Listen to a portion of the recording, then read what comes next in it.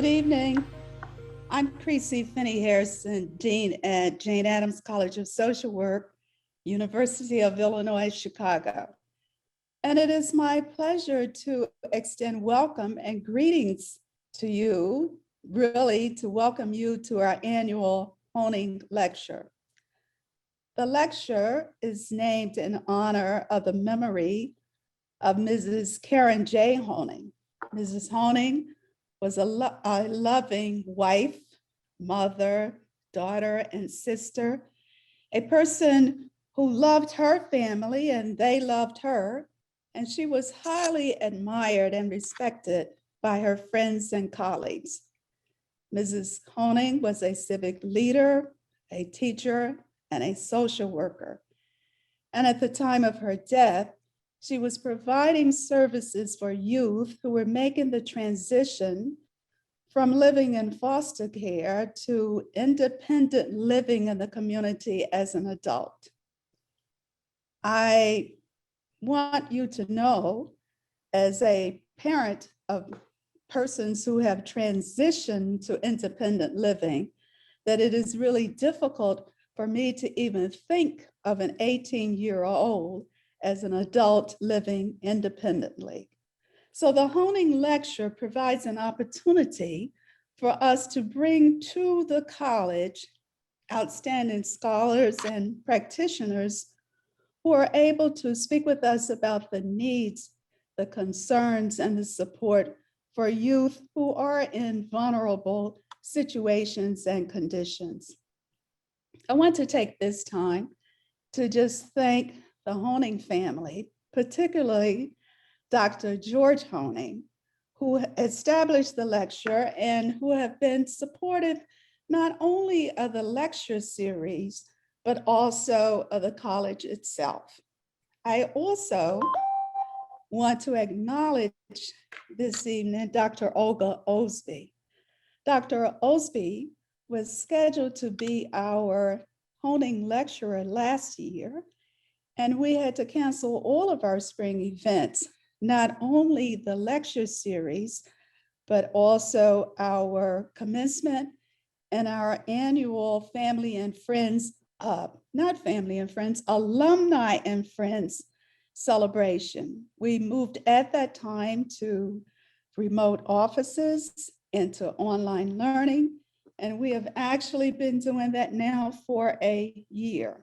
So it's really, really a pleasure for me to see that we're able to have this virtual lecture this spring.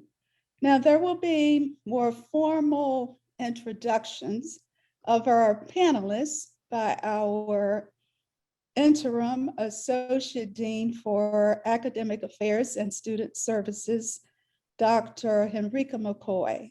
She will serve as our moderator and our facilitator this evening. So I am going to pass the torch, Dr. McCoy. Thank you, Dean Harrison. So welcome everyone to our lecture this evening, which is titled Strategies to Address Trauma, Anxiety, and Violence Interruption Among Black Males. So we will have two speakers this evening. The first is Dr. Olga Osby, and the second is Dr. Catherine Bocanegra. Let me tell you a little bit about Dr. Osby first. She received her master's social work degree and doctor of social work degrees from Howard University in Washington, D.C. She began her social work practice working with homeless families and with families in public housing developments in Washington, D.C.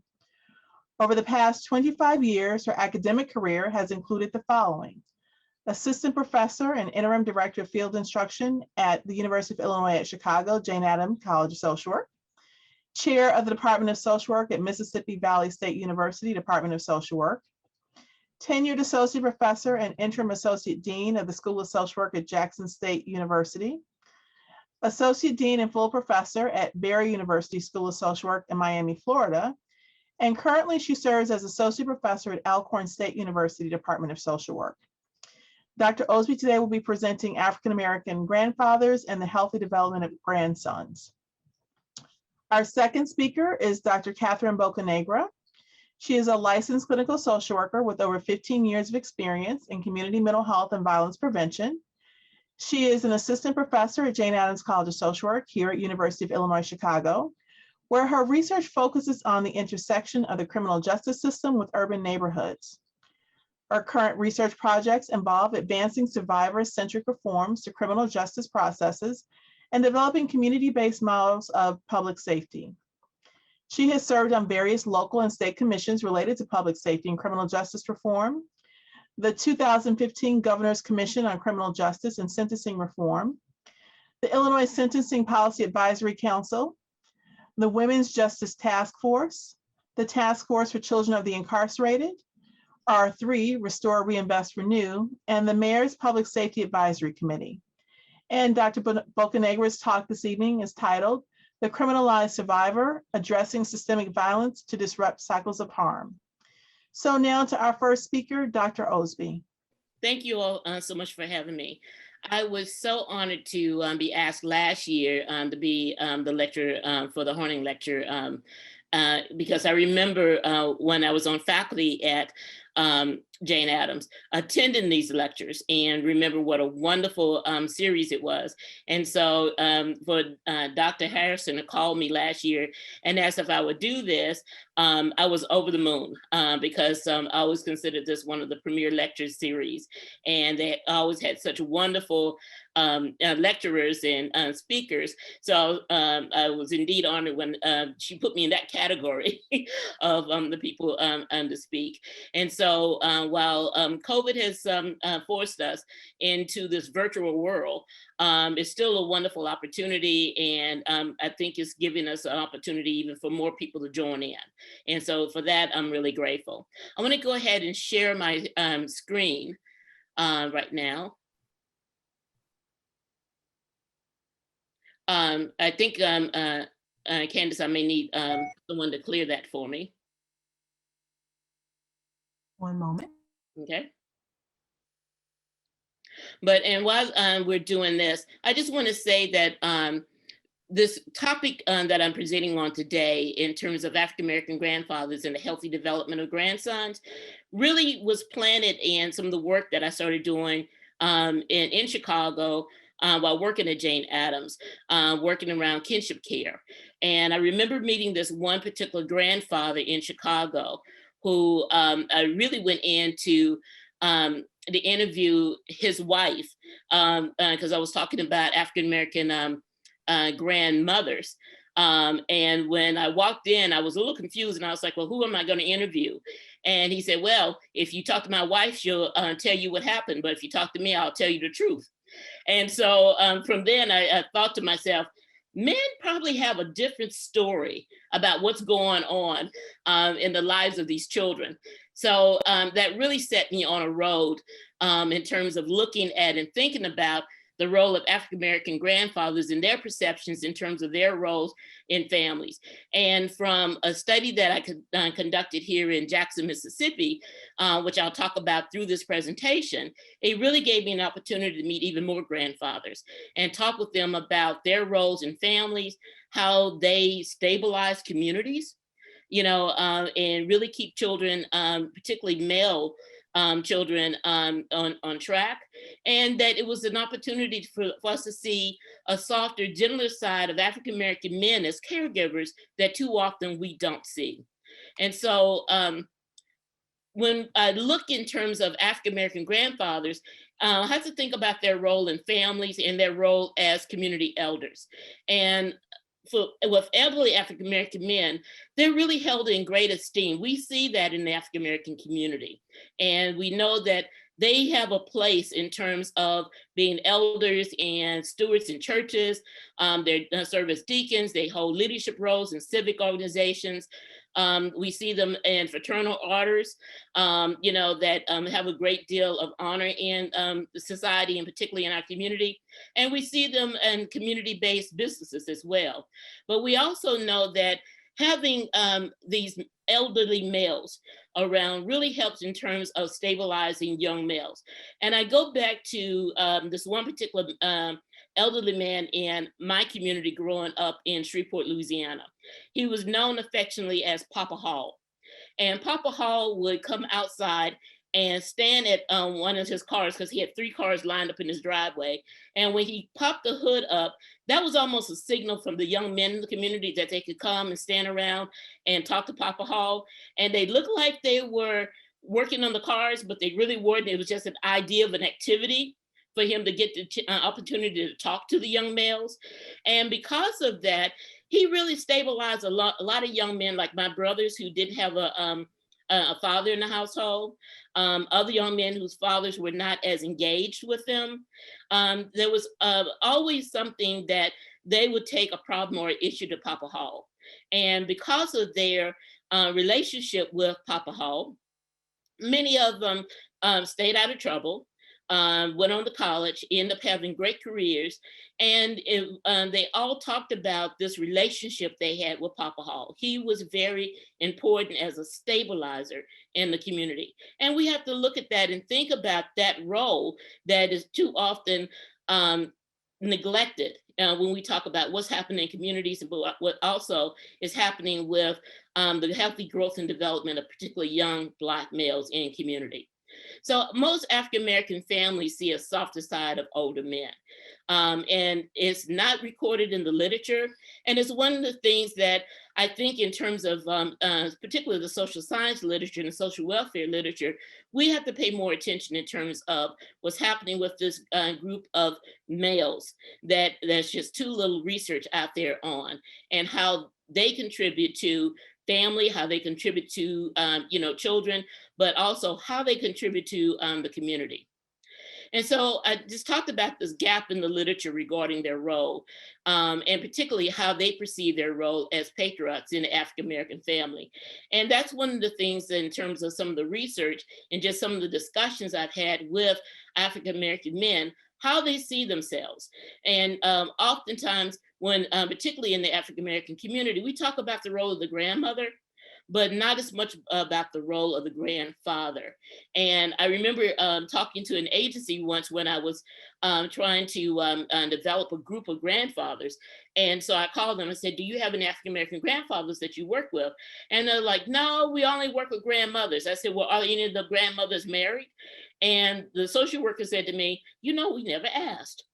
And that was just so symbolic to me in terms of what happens too often with this particular group. We work with the women, we work with the mothers, we work with the grandmothers. In kinship care, often we work with the aunts, and other women in family. But too seldom do we reach out to the males. And so while the literature is limited on the role of males as caregiver among any racial and ethnic grouping, I find a particular lack of research literature that's out there around African-American grandfathers and their significance in family.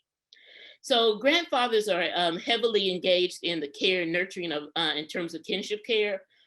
There is literature out there that talks about the benefits of having an African-American grandfather when there's, you're talking about a Black grandmother, raising their children, some of the benefits in that, particularly the economic benefits of having the grandfather in the household and how it eases her burden in terms of as a caregiver, but not enough in terms of what that really means to him, in terms of what happens with his role and how he perceives his role in terms of being there as a caregiver. And they're developmentally primed to give back to the next generation. As a group, they're often overlooked as a valuable resource of care for these children. And particularly in terms, and I'll talk about this in a minute, in terms of as they age and become older, they become more ingrained in terms of their family. So that's what I mean in terms of they're generationally primed at this point in terms of being caregivers of children. And particularly when you look at the baby boomer generation, and what we're finding among baby boomers, this group of men, is that they're becoming grandfathers earlier, they're living longer, and they have more time to spend quality years with their grandchildren. And in terms of living longer, one of the interesting discussions I had with a grandfather was his telling me that since he and his wife ended up taking care of the grandchildren, that he found himself going to the doctor more. Yeah. And that he did that because he said, I need to be here for these grandchildren. I need to see them graduate from high school. I need to make sure that they make it into college. I need to be here when they graduate and start those first critical years into their adulthood. And so as a result, he was going to the doctor more. He was taking better care of his health because the second generation that he was raising was very important for him to try to live as long as possible to see that to the end. And those was just some of the comments in terms of, what happens in terms of these men as they grow older, and they really gravitate towards this role at a much earlier time. So increasingly, many of the grandfathers have become second-time parents, having to take on responsibility of rearing their grandchildren. And we find that in terms of whether, like many of the grandmothers, that they find that there's a crisis with their children, that they have to take in the grandchildren. But I also found instances where, say the daughter goes off to college and next thing they know, she's pregnant. And not wanting her to miss out on her education, they take the child in and send her back to college. And I spoke to a number of grandfathers that stated that once their daughters were in college and they raised these kids, that, it was hard for them to give these children back to the mothers. So oftentimes they kept the children, and so they would go back and forth. The child would go back and forth between the mom and the grandparents. And so that was just part of the reasons why we're starting to see some of these grandfathers taking on these roles. And there's also the instance in terms of grandfathers that play an active duty, but the children do not necessarily live with them. Found that with a number of the grandfathers who said that their active role was to say, go over to see their grandchildren in the morning and drive them to school. And that drive between their home and school was an opportunity for them to really talk and express to the children how important it was for them in terms of education, in terms of behaving, all sorts of things that could be discussed in the car. And that was a way for them to pass on wisdom, make sure that everything was okay with the household and okay with their grandchild. So even though the child did not live with them, they still had a very active role in terms of planting seeds within that child and making sure that, their view and their insights, were shared with their grandchildren. So with the large number of African-American children in child welfare system, there's a growing need to explore the role of these African-American males as neglected resources for the care of grandchildren and just children in particular. I found that part of what, in terms of just being a social worker and as a researcher in this area, is the fact that oftentimes we don't take into consideration the role of grandchildren or children in terms of being raised by grandfathers. And we totally neglect what men sometimes bring to these children when there is a problem in the household, when, a child needs to take care of. So whether it's a grandchild or maybe even an uncle who may need to take in nieces and nephews, that we really need to explore this more in terms of what's happening with these children and another resource that's in the community. So I really call them the hidden gems in terms of, those who can take care of and work with children in community. So the concept that I used to kind of guide the research that I was doing was generativity. And for many of you social workers know that this is one of the eight development stages from Erik Erikson. And I'm a Erik Erikson psychosocial baby. And so I love this particular aspect of what Erikson talks about in terms of the life span and the life cycle that goes from infancy to old age. But the seventh stage in terms of generativity versus stagnation relates to the person's recognition of the need for and the willingness to contribute to the survival of the next generation and ultimately the species. And so one of the things that I picked up from these grandfathers that really hemmed into this issue around generativity is the fact that they really were very concerned about the next generation. What so many of the grandfathers told me was that they did not get an opportunity to really be the type of fathers in a lot of cases that they wanted to be, that they saw their role primarily as providers, not necessarily as involved fathers or nurturers, as they were in their younger years. But after some time, and particularly as they started to grow older and recognize that these grandchildren was really a second chance for them in terms of being able to park that wisdom and be able to secure, that their insights would be planted with that generation. And so they were really concerned about what, not just in terms of what these grandchildren, how they would develop, but the world around them as well. And they saw that part of their role was to try to build the community that they really wanted their grandchildren to grow up into. So although elderly males caring for children, either part or full time, face many of the same challenges that elderly females face, such as declining physical health, financial difficulties, all sorts of things in terms of learning parenting for a second time. Because one of the things that both grandmothers and grandfathers told me was that parenting was just a little bit different than when they raised their own children. And so one study showed that grandfathers with significantly lower mean scores on depression than grandmothers on the Center for Epidemiological Studies of Depression, the CESD.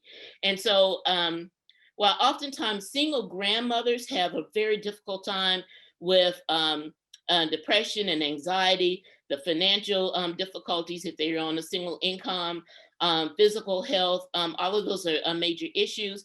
We find that with grandfathers who are rearing these grandchildren with grandmothers were often lower in terms of depression, that they really enjoyed their particular role. These children actually brought something out to them, okay?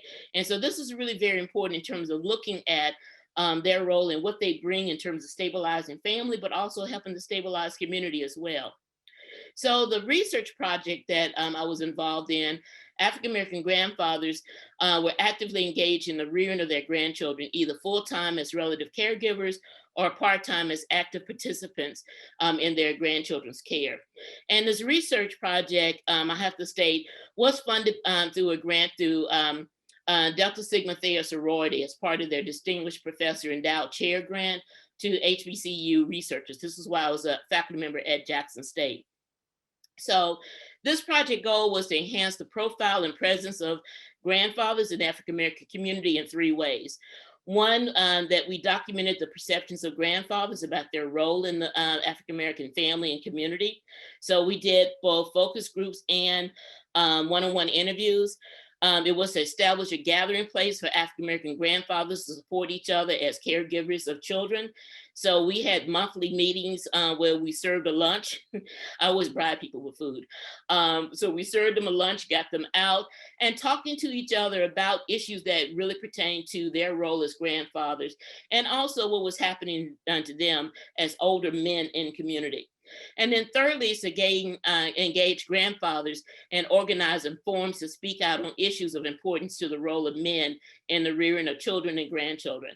And interesting enough, at some of these forums that we put on, not only did we have grandfathers, we had sometimes younger fathers whose children may be in their late teens, early 20s. When I asked them, why are you coming out to a grandfather session, they said, well, at some point my daughter or my son may have children. I would need to know now, what is my role? What am I supposed to do as a grandfather? And I thought that was interesting because they were modeling after each other in terms of what makes a good father and also what makes a good grandfather. And so just give you quickly some of the demographics about the men who were in the study. Their age ranged from 43 to 74, with an average age of 63. Marital status, people in Mississippi believe in getting married and staying married a long, long time. So we had one grandfather who was married for 43 years. All but 3 were married, 2 divorced, and 1 separated. The number of children that these men had ranged from 9 to 1 child. The number of grandchildren they had ranged from 14 to 1. Level of education, this was a pretty well-educated group. We had 3 who held PhDs, 8 bachelor's degrees, 4 professional degrees, 4 masters, 3 with some college, 2 with a high school degree, and 3 with less than a high school degree. In terms of income range, the average was around $50,000 a year, with 10 of the 18 reporting income over 80,000 and 2 that reported income below 20,000. Their sources of income was most of them were still working, and some reported they were transitioning into part-time work. Only one stated they had just retired. So this was still a very active group, and financially, that's helpful for the family and particularly his grandchildren, right? So, and the professions range from educators to administrators and ministers.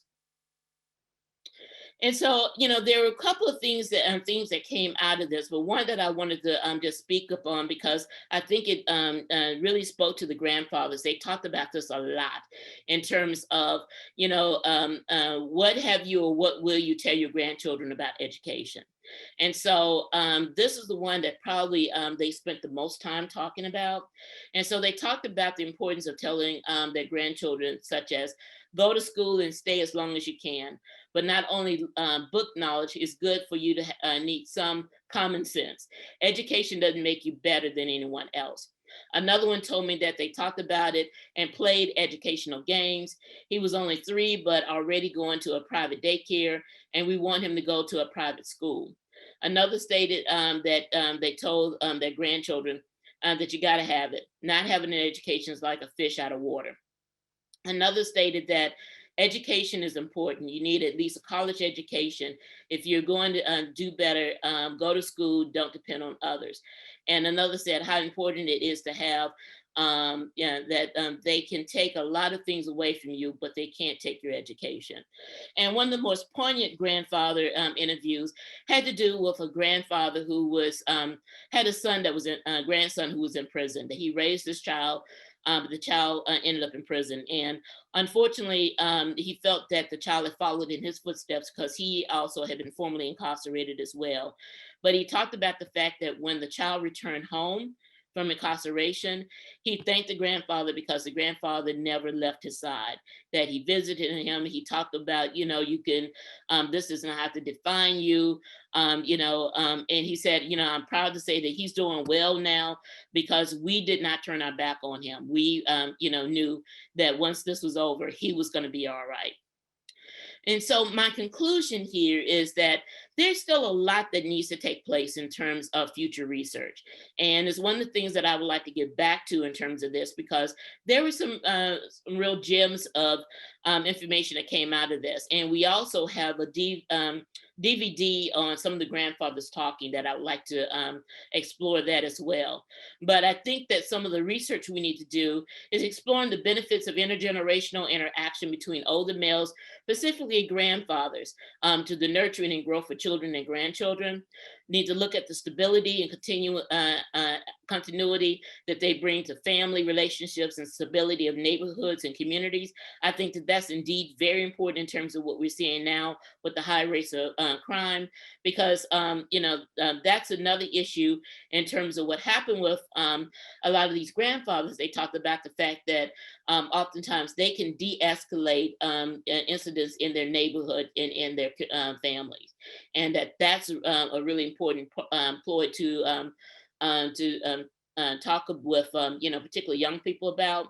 And one of the forums that we held at a conference here in Jackson, there were lots of young men who came out because they knew that this was an opportunity to sit down and talk with these older men about what they've been through, particularly around police harassment, around issues with over policing in communities. How did they overcome some of these issues within their family around racism and discrimination and microaggressions? It was, really dynamic discussion. And I just find a need to get more of these young men paired off and meeting with older men for them to share their experiences, to let them know this is not happening to you in a vacuum. This has been going on for some time. This is what we were able to do, when we were your age, in terms of overcoming this and making sure that we were able to move on in life. And lastly, I think we need to explore the physical, emotional, and generative benefits gained by older men through their roles in families and communities. Okay, so I really want to thank you for listening. I'm grateful for the little extra time I was given today, because you can see I can ramble on and talk on about this for forever. But I developed a particular love for these grandfathers. And as someone who hadn't grown up with a grandfather in the household, I came to really appreciate the role of these grandfathers and the fact that, you know, we really need to explore this, because the way we see African-American grandfathers in the African-American community is different, because there's not enough out there that really points to how important they are in the lives of these children, the lives of these grandmothers who are trying to take care of children, and the lives of their children who are trying to raise their children and have that extra support there. Their presence is vital. And I think that we have to make sure that the social service literature reflects their roles in these communities. So thank you, Dr. McCoy. Thank you, Dr. Harrison, for this opportunity to share this. And I'm just so grateful that I'm able to be part of this Honig Lecture this year. Dr. Osby, thank you very much. There was some chat, so I'm sure when we get to the Q&A, there'll be some follow-up questions from our guests. I'd like now to welcome Dr. Catherine Bocanegra. And once again, the title of her talk today is The Criminalized Survivor, Addressing Systemic Violence to Disrupt Cycles of Harm.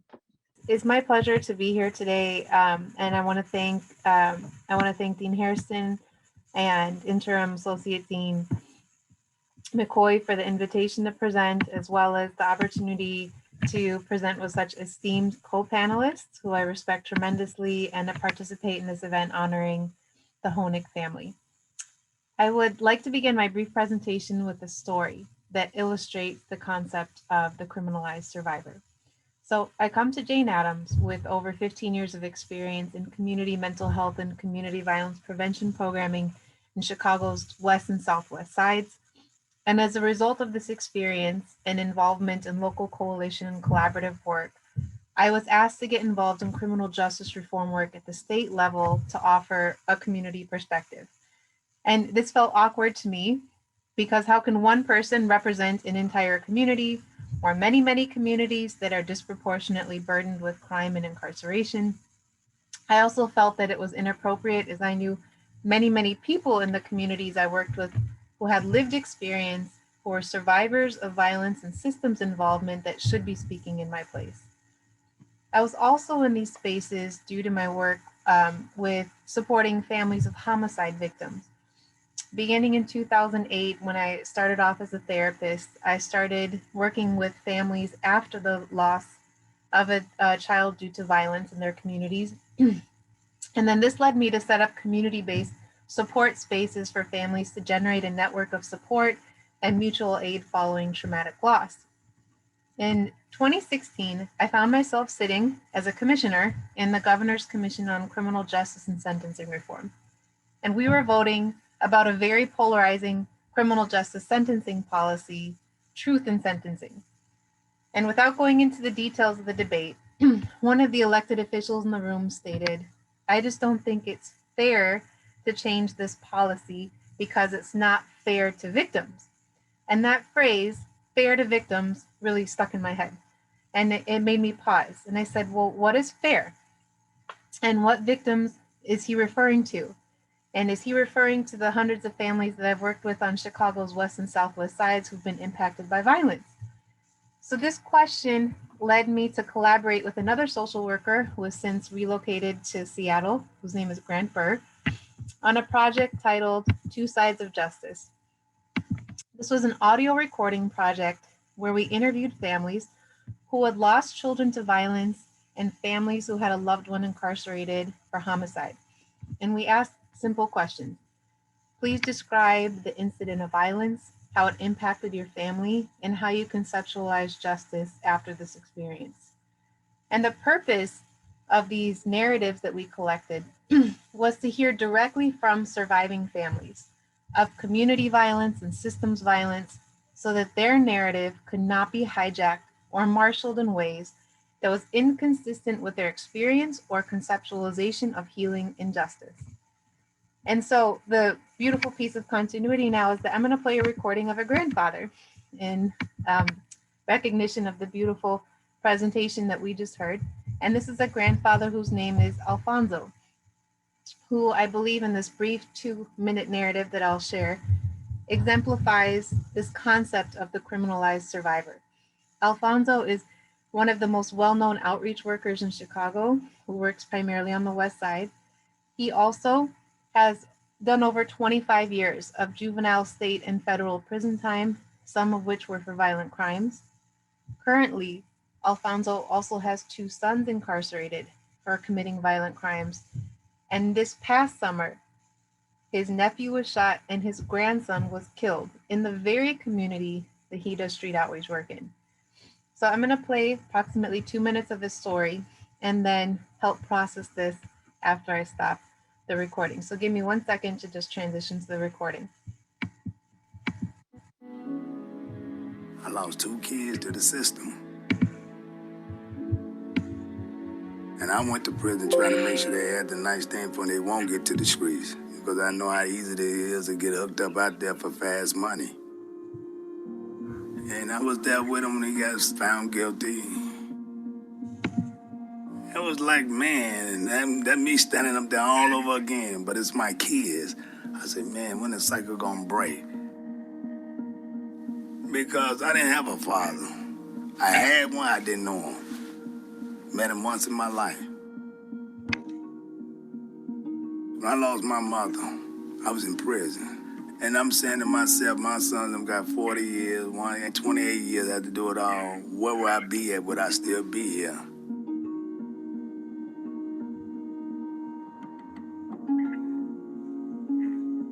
I was a part-time father because I was in and out.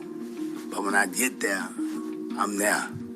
I try to be the best I could be to talk to them. When I'm out, I had good relationship. I made sure they went to school. I want to make sure they always, and I go up to the school. They know not to ditch school because I didn't play with them. I let them know, hey, man, education is a must. Don't be like me without a GED. Don't be like me. You know, don't try to be like nobody. Be like yourself. It take a toll on everybody. Everybody losing this. I wish they can get out. I'll go and do the time for them because I done did it. Got to be mindful. That ain't my fight. My fight is to try to help them get out. That's the biggest fight.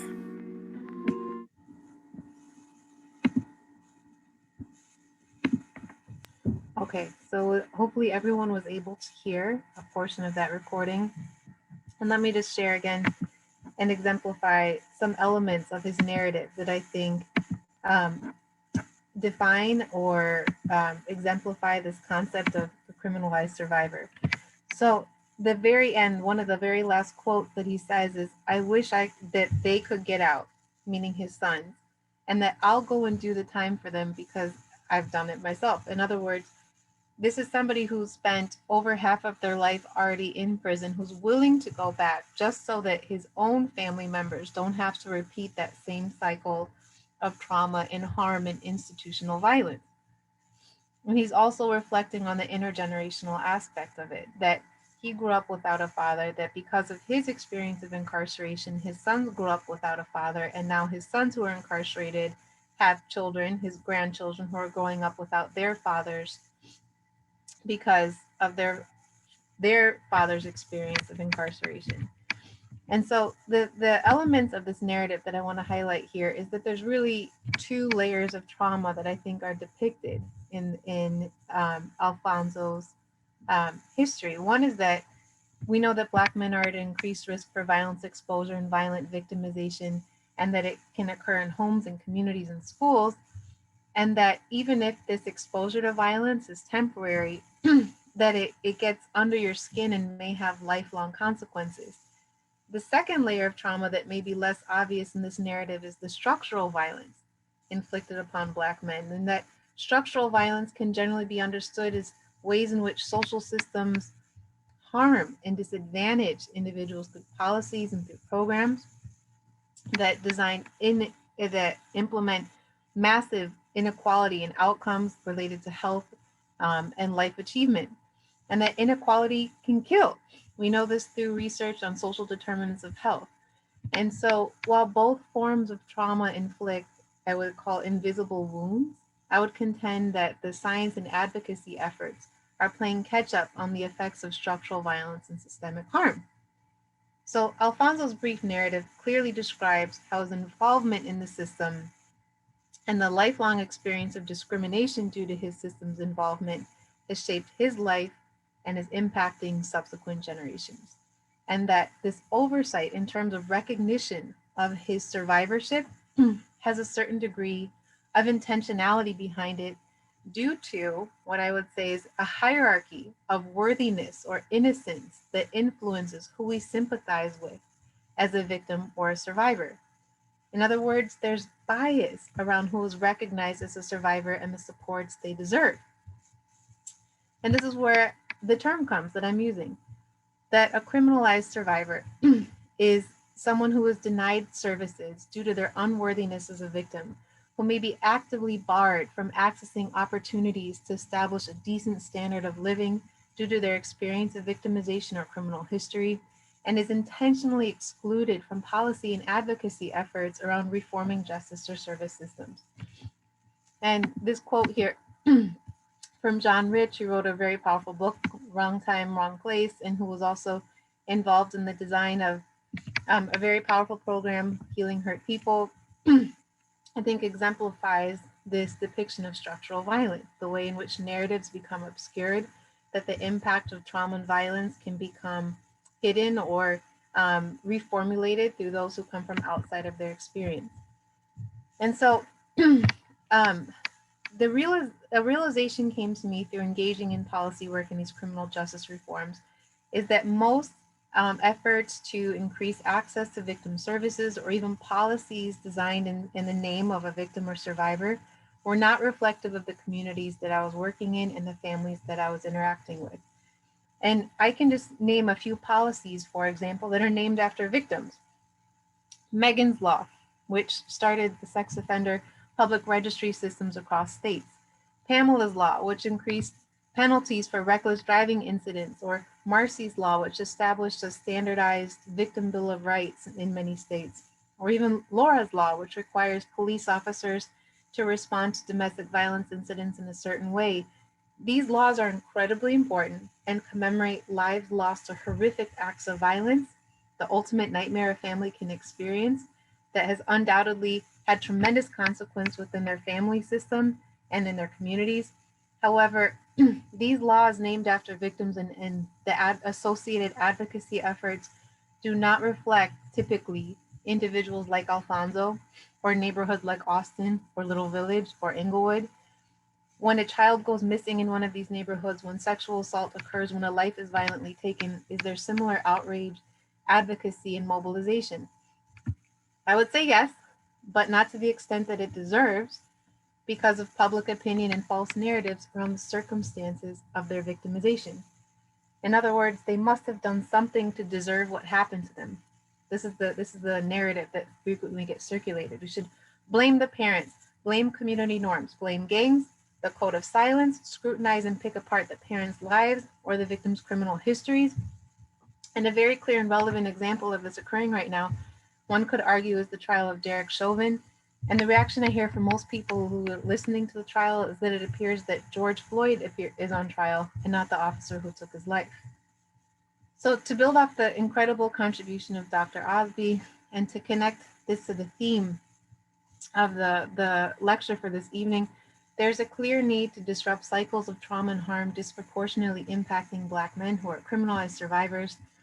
And this slide right here, which was done through surveying survivors throughout the state of Illinois, and I've also included references to not only surveys on victims' experiences in Illinois, but also in accessing services available through state level policies and agencies like Crime Victims Compensation, is that there are tremendous gaps and unmet needs that are compounding the traumatic stress experienced by Black men and may be at the root cause of their victimization.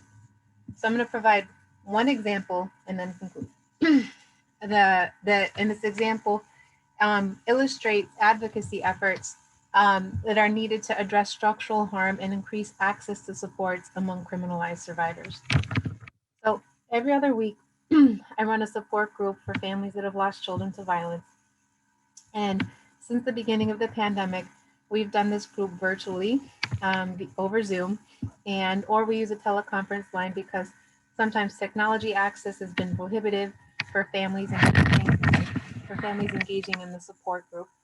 And there's a mother who calls in every other Friday whose son was lost to gun violence, and she works second shift as a custodian in a large warehouse.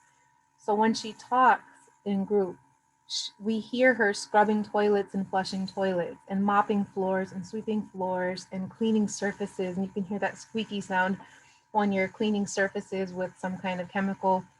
And those sounds are intermixed with her own sobs and her own reflections over this traumatic loss. Well, this mother got 1 week of leave after her son was killed, and she had to use her own vacation time. However, there exists within Illinois legislation to provide job security and economic security for survivors of violence who've experienced domestic violence or sexual assault.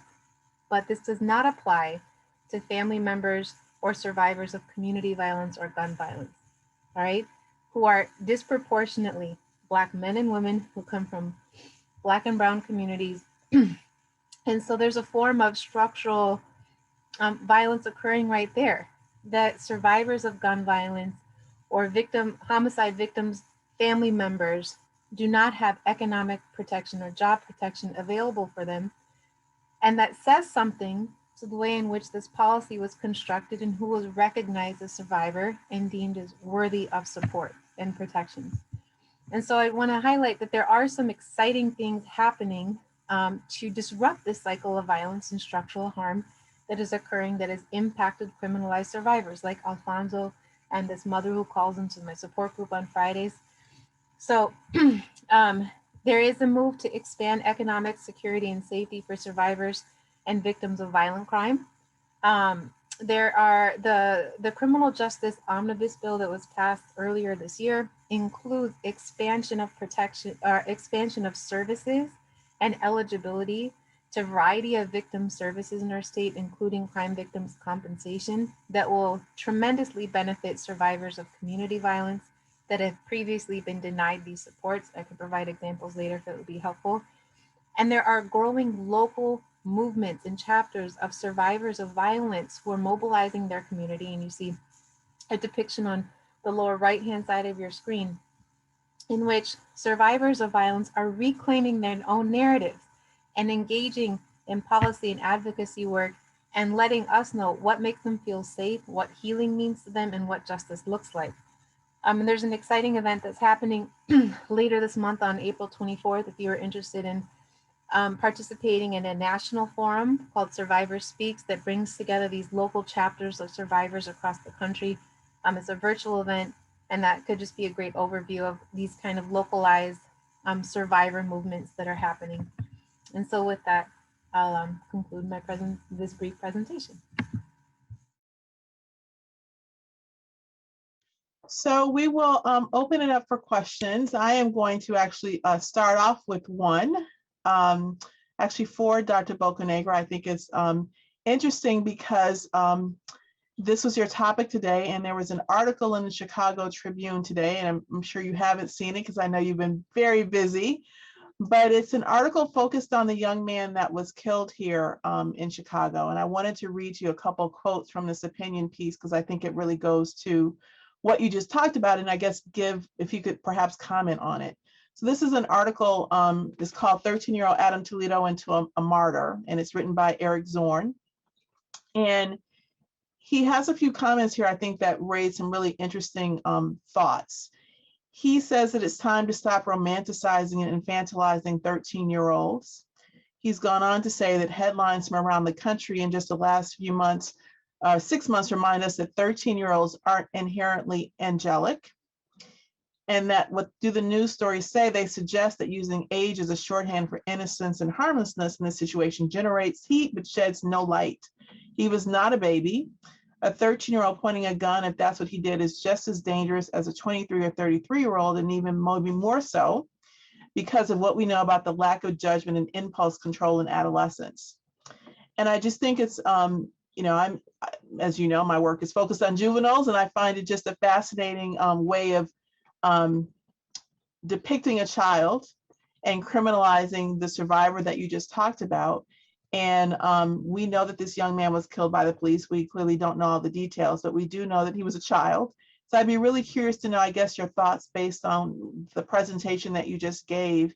And I didn't go on and on, but there are a number of characterizations about this young man, along with many other 13-year-olds that he cites in this article, both boys and girls, about their engagement and how we should see them when they are survivors of violence and engage in some sort of quote unquote criminal behavior. Right, and well, without having read the article, so I apologize if I Oh, misinterpreted. it just came out. Hot off the press. Well, thank you for that leniency in my response. That I'm assuming that it's calling for a not a rehabilitative or restorative response to the 13-year-old's death, and rather, in a sense, justifying the actions of the officer involved in his death.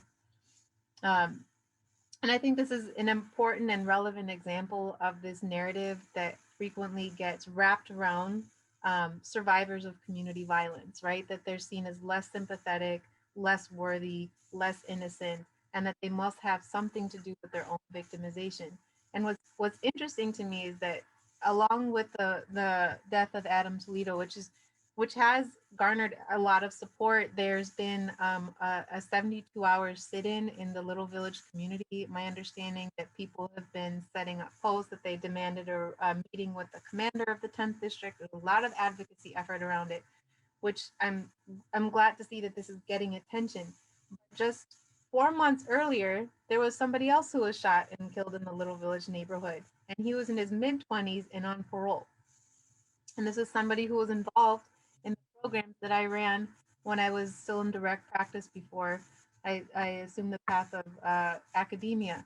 And I wondered, where was all this advocacy effort around somebody in their mid-20s who was on parole, who was similarly victimized, who was shot in the back and bled out in a gutter in the same community? And so even within the same community, this same harmful narrative, the criminalization of a survivor or a victim, that there is even a hierarchy of worthiness of attention and mobilization, that the 13-year-old, because of their youth, may have garnered more sympathy, but clearly not on behalf of the columnist and the Tribune, but the 24-year-old, and we know a lot through science around emerging adults, right, that their brain development still isn't fully there, that their reactions and responses and impulses are still in development, and that trauma plays a huge role in how that's defined as well, should, I think, be considered with the same level of concern around how what happened in that case, what's an appropriate community response, and how do we prevent this from happening again? Thank you. And I'm also going to pose a question to Dr. Osby and then open it up to our participants. So Dr. Osby, thank you for focusing on grandfathers. As we know, fathers are often kept out of the limelight, and it's always presumed, particularly in Black families, that fathers are absent. And we know that is not true. So I'm curious to know if you have any thoughts, or when you were interviewing grandfathers, if there are really any discussions around the role of grandfathers with granddaughters and grandfathers with grandsons, because we know that those relationships can be different. They're equally important, but can be different, and that people, assume that both are absent. Yeah, and I definitely spoke to grandfathers who also had granddaughters, and that relationship, you're absolutely right, is also crucial. And I have to hearken that back to watching my brother with his 7 grandchildren. My brother passed away in May of 2019, but his 2 sons collectively had 7 grandchildren for him. They have been very productive. But one of the things that I used to love watching is his interaction with his granddaughters. and the fact that he worshipped them and they worshiped the ground he walked on. And he would take the same role with his grandsons as with his granddaughters, which is picking them from school, going to their track meets and after school, and listen to these grandfathers talk about their granddaughters in terms of what they need to know and understand about the male role in families. Very important. And so I just think that when it comes to, particularly I'm concerned about what's happening around African-American males, because there is so little that's out there to help us understand their role. And talking to a lot of the men, whether they were fathers or grandfathers or uncles, helping to raise nieces and nephews, that oftentimes they were picking up from each other, mentoring each other in terms of what it meant to be in those roles in terms of raising children. And so I think too often we automatically assume that it's by nature with women, but men have to learn those roles. But what I'm finding is that men have that nurturing instinct in them. We're just not giving them the opportunities that they need in order to really practice that more often, so that we can see it and children and families and communities can really benefit from them. Thank you. So I'm going to take questions in order. So people are welcome to put them in the Q&A section and or the chat section. I'm monitoring both of those. So the first question looks like it's for Dr. Bocanegra, and it's a question about the impact of trauma upon the body for criminalized survivors, and that trauma upon the body is often not discussed. And so what is your perception or idea regarding how that impacts that population specifically? This is an excellent question. I know the work of Bessel van der Kolk has really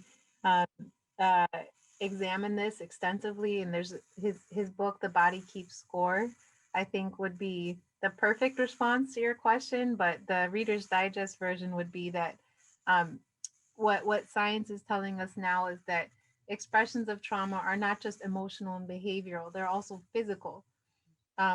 And that's not just for adults, but also for children as well. That kind of chronic stress associated with trauma actually lowers our immune defenses. There's increased levels of cortisol present and running through our system, which is a great thing when you're in an emergency or crisis situation for flight or fight responses to keep you alive, but one that's constantly pulsing through your body, that it actually wears down your body and can lead to inflammatory diseases, increase your risk of inflammatory chronic diseases like diabetes or asthma. In children, you hear them, I always say you can tell the kids who have high levels of trauma how many kids, by those who are coming in chronically to the nurse's office with stomach aches, with migraines, and complaining of things that seem minor, but it's a sign of their body being worn down by trauma and stress. And so I think we need to be more in tune actually with these physical indicators, because that can be our way in to help them, by processing the way their physical health is experienced. It can be a way to unlock some of the emotional and behavioral indicators of that traumatic stress as well. Thank you. Dr. Osby, this question looks like it's for you. How are trauma or PTSD taken in consideration when working with fathers? I think that that's something that we really do have to take into a great consideration. Some of the grandfathers that I interviewed really discussed some traumatic events that happened to them as children. Many of them grew up without the father in the household, so they were really at a loss in terms of, what makes a good father and how do I do that, because there was not that modeling there. I can't tell you how many young men I've talked to who met their fathers for the first time when they themselves were had to do some incarceration, and they met their fathers in prison. There's family violence, there's gang community violence. All of that has to be taken into consideration in terms of what African males have been through. And unfortunately, I met some families that, because of the grandfather's past history, of having been incarcerated, they could not live in the same household with the grandmothers and the grandchildren. That unless that would impact their benefits. So, there's a lot that happens in African American families, and I think these grandfathers do a lot in terms of trying to compensate and sometimes even overcompensate in terms of what they need to do to be part of and to establish or reestablish their role in families. And too often, I think that we're not doing enough on our end in terms of social work and social services to really help these men establish themselves in terms of families, because many of them would like to be more of a part, but there's difficulty in terms of how to go about doing that. And they're modeling oftentimes off of each other, as opposed to having services that's out there that's really geared towards helping them really be there for their families. Thank you. So I think this question either or both of you could respond to. How do you help young men cope with Black rage after years of dealing with microaggressions? And whichever of you would like to go first. Well, that brought to mind one of the grandfathers that I worked with, who stated that, he was in a car one evening with his grandson and they were stopped by the police. And the child's reaction was so over the top. He said, I started wondering, had we done something wrong? Was there a gun in the car that I didn't know about? What was going on? And then this young officer, who was also African-American, comes up to the car, and automatically there's tension between these two young men. And he talked about the fact that had I not been there, would this had been a situation that would have escalated to a point that would have been difficult for both of them. So I do think that there's a role in terms of having older males who can help and assist in terms of talking about the experiences, how to de-escalate situations, what needs to happen in terms of developing these relationships, doing conflict resolution. There's so much that I think that youth in our communities could really benefit from some of the wisdom just in terms of years of exposure. One of the groups that I've worked with here in Jackson are violence interrupters, who are going into communities and trying to de-escalate violence in the city in certain zip codes that we've targeted. And having them out there talking to these young men about their experiences, there's a credibility that they have that I would never have as a social worker walking there. One, because I'm female, and secondly, I don't live there. And so it's extremely valuable to have these people with the credibility in these neighborhoods, that these young men know, that families know, they know, family histories, and so it's taking advantage of that kind of wisdom and bringing that to bear on the streets is something that I think we really have to figure out how to tap into that. Well, this perfect follow-up to Dr. Olsby's comment is that right before joining this lecture this evening, as part of a research project I'm doing on trauma exposure and street intervention work, I was interviewing somebody who was a former violence interrupter and talked exactly to the point that Dr. Osby made, is that the importance of having male mentors in the community. And he said within an age range, it's important. He said it's important to have young mentors who are relatively close in age to the young men who this is through a violence prevention lens, so we're most likely to be victims or perpetrators of violence, right? But it's also important to have older outreach workers to provide an intergenerational network of support and multiple perspectives. And he said that often the younger violence interrupters are able to kind of develop rapport more quickly and readily, and they're a little bit more accessible, more in tune to the social media streams, the music, the style, the lingo, etc. But after a while, and after time, they can be seen as more as peers, and that's where you need somebody who is a generation ahead, who can become like a mentor, a father, a grandfather figure, who provides ongoing life perspective and support as well in changing trajectories and protecting young men who are most vulnerable and at risk of exposure to violence. So I'm going to actually skip to another question I think in some ways kind of extends this conversation. We work with men who use violence against their intimate partners. It would be great to get older men to help young men in our program. I'm just concerned that they might try to teach a quote unquote traditional point of view about the male role in the family instead of teaching about equality and mutuality. So what are your thoughts about that? So it's felt like a nice extension to what you were just saying about kind of the different roles based on age. Either one of you. It was directed to Dr. Osby, but I think both of you could address this from a different perspective in terms of the work that you've done. Well, you know, I also work with the Mississippi Coalition Against Domestic Violence, and we're doing workshops with them in community. And your question is right on cue in terms of, you know, some of the concerns around generational issues. We run into religious issues all the time because we're in the middle of the Bible Belt. And there's sometimes things do not quite come out the way we in the service community really would like people to address. So it's really about education and training of the people who are going out.